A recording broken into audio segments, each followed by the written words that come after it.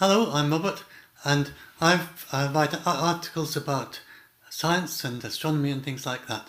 And amongst them, I recently wrote some articles about asteroid impacts. And since then, I've been getting lots of worried emails and messages about people who are so scared about this Nibiru thing.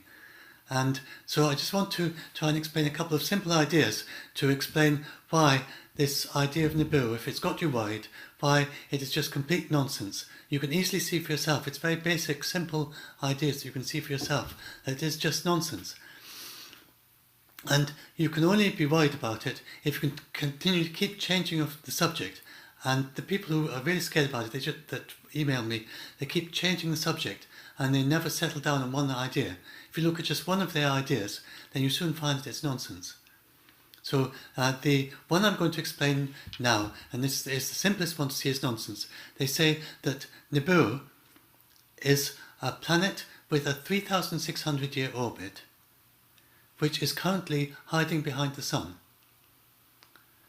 And it's been hiding behind the Sun for some time, at least since it was beyond Pluto. They say it was beyond Pluto and it's come in around the Sun and it's hiding behind the Sun all the time, but it's in a 3,600-year orbit.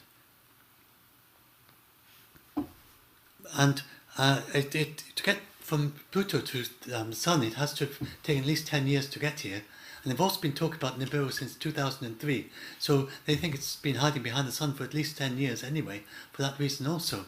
So I want to explain why it's impossible for a planet with a 3,600-year orbit to hide behind the Sun from the point of view of another planet with a 1-year orbit. It's really, really simple stuff. It's not complicated, and it should be easy for you to see. So if you can't see it, let me just show you.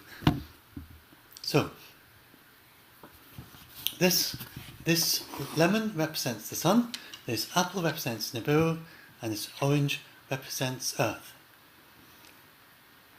And Earth goes around the Sun once every year, so in 10 years it's gone around the Sun 10 times. Nibiru, they say, has started way beyond Pluto. It doesn't make any difference how far away it is. But they say it has stayed opposite the Sun. So as you move this around, try moving the orange around the lemon representing the Sun, and try keeping the apple representing Nibiru exactly opposite the orange. And you will see that the apple has to go around the Sun exactly the same number of times that the orange does. It's the only way it can stay opposite the Sun. I mean, it's really easy to see this. And if you can't understand it geometrically, just get an apple and orange for yourself and try that out. I think just about anyone can see that. And it doesn't matter how far away it is.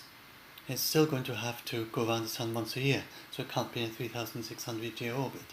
So these two things, these ideas just simply don't fit together. You don't even need to know Kepler's laws of orbits, you don't need to know how the orbital period depends on the distance from the Sun, or anything like that. You just need very, very simple geometry. So if anyone says that Nibiru is hiding behind the Sun, it's just nonsense. It immediately, completely destroys their credentials as someone who knows anything about astronomy. I'd just like to do one other thing, because once I've explained this to people, they tend to go to the next step and they say, but, okay, maybe it's not hiding behind the Sun, but it's just very close to the Sun. It's going round and round and round the Sun, very, very close, much closer even than Mercury, and then it's going to suddenly hit the Earth. Well, if there was a planet as close to the Sun as that, then it's in orbits repeat, and unless it's got some kind of motor to suddenly kick it out of its orbit, then there's no way that it can change from doing that to suddenly hitting the Earth. And Mercury would be much further away from the Sun than it is, and Mercury doesn't suddenly pop out of its orbit, so why would Nibiru, if it's been doing that? And we'd have to, for this you do need to understand that the orbital period depends on the distance from the Sun.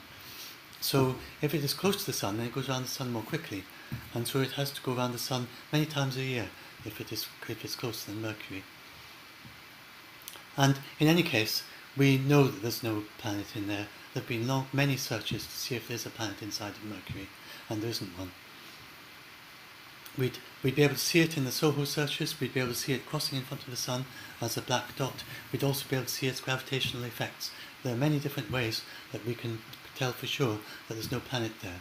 there could be very, very tiny things, about 10 kilometers across or so, maybe up to 40 kilometers across inside of Mercury. We have searched for those, we haven't found those either, but it's possible there are very, very tiny things in there. But it's the same for them as well. They just be going round and round and round, very close to the Sun, and they have no danger to the Earth either, even if there are any things in there. If you want to find out more about all this, do go and have a read of my article, Imaginary Bullshit Nibiru, which I know I've been told since I wrote the article that is quite a bad swear word in some parts of the States. But here in the UK, it's barely a swear word at all. It's a very ordinary word that's used often on television and things like that. So apologies for those with sensitivities who are from the States. It's a very ordinary word in the UK, and I'm quoting from Brian Cox, who is a UK astronomer, who has said that Nibiru, yes, I was just quoting what he said about Nibiru. Many people say it's nonsense. Okay, so that's it. Any questions? So, if you've got any questions about all this, do say in the comments. And I hope you enjoyed this, and I hope this at least helps some of you be a little bit less scared about Nibiru. Thanks very much.